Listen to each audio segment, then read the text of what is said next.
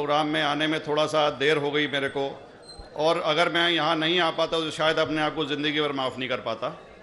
आगरा की सरजमी पर आके आपने ये जो रोशनाई जगाई है, ये वाकई में हम तो उस अल्लाह ताला से दुआ करेंगे। जी हाँ,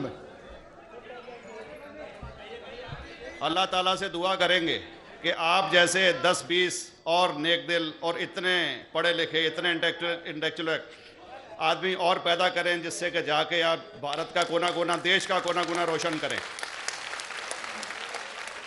तहे दिल से स्वागत आपका। मेरा एक छोटा सा सवाल से पहले थोड़ा सा, एक हमारे भी गुरु ग्रंथ साहब के अंदर गुरु नानक साहब ने पूरी दुनिया का चक्कर लगाया, जिसके अंदर मक्का मदीना भी शामिल है।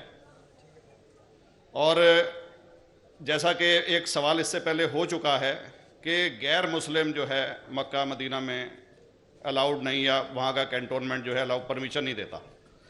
मगर ये तो तय है, आप मानते हैं, इस्लाम मानता है, हम मानते हैं, हमारे ग्रंथों के अंदर दर्ज है। गुरु नानक साहब के 2 चेले थे, एक बाला और एक मर्दाना, एक हिंदू और एक मुस्लिम। मर्दाना की बहुत ख्वाहिश थी कि मुसलमान जब तक पूरा मुसलमान नहीं कहलाने का हकदार, जब तक कि वो काबा का दर्शन ना कराए, तो गुरु नानक साहब उसको लेके और काबा गए। हमारे ग्रंथ के अंदर जो दर्ज है कि जब वो वहाँ पहुँचे, उन दिनों बहुत लंबा ये किस्सा है, 1 साल लगता था, और वो रूट सारा उसका वर्णन है। और वहाँ जब मक्का, जो मस्जिद के बाहर साथ ही एक दीवार थी, जहाँ पर के भारत के जो मुसलमान दर्शन करने जाते थे काबा के, वो उनको वहाँ ठहराया जाता था। वहाँ की देखभाल जो करता था वो मुल्ला जीवन करता था।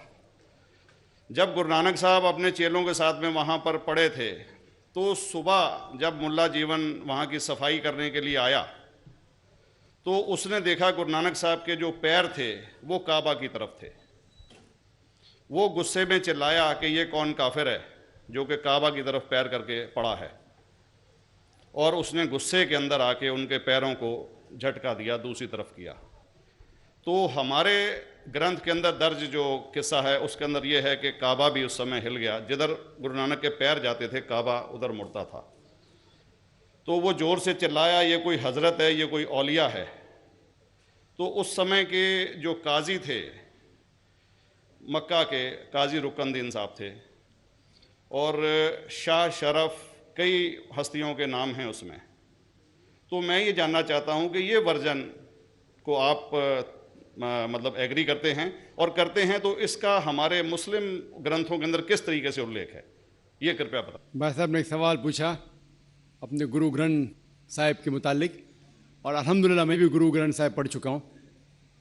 और जिस तरीके से, क्योंकि वक्त मुख्तसर सा होने की वजह से मुझे वक्त नहीं मिला कि गुरु ग्रंथ को भी कोट करूँ।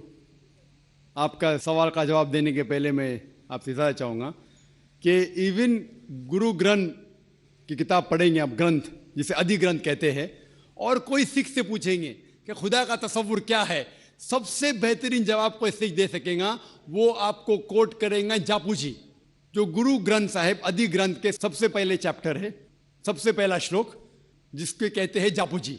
जिसके मानी है कि God is true, he is only one, he is not begotten and is free from fear and want. क्योंकि मैंने अंग्रेजी में पढ़ा हूं, इसलिए मैं अंग्रेजी में उसे कह रहा हूं कि खुदा एक ही है, वो हक है, और वो ना किसी को जना है ना किसी को जनेगा, और वो इमॉर्टल है, ना कभी मर सकता है।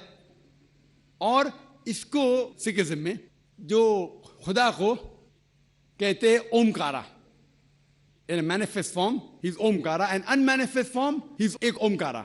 और कई इसके एट्रीब्यूट्स है, मिसाल के तौर पे परवरदिगार, अकल, और उसे रहीम कहा गया है, Wahe Guru as one God कहा गया है, और it is strictly against idol worship and अवतारवादा। भाई साहब का सवाल था कि उनने ग्रंथ में पढ़ा कि गुरु नानक साहब मक्का के, और उनका पैर काबा की तरफ था, और कोई मौलवी ने पैर को हिलाए और काबा हिल गया। क्योंकि ये age of science and technology है, अगर कोई चीज़ जो किताब हजारों साल पहले लिखी गई है, 10,000 साल या 4,000 साल, तो शायद उसके बारे में हिस्टोरिकल रिकॉर्ड मिलना मुश्किल है। हालांकि इवन जीसस क्राइस्ट के बारे में 2000 साल हिस्टोरिकल रिकॉर्ड है क्योंकि सिखिज्म जो एकदम नया मज़हब है, जितने मज़ाहिब के मुकाबले हिंदुस्तान में नया है, कुछ सैकड़ों साल पहले 15th सेंचुरी में, toward the end of the 15th century, Guru Nanak साहब जो पंजाब के थे, ये मज़हब तो कायम हुआ। हार्डली 400-500 या 400-500 साल।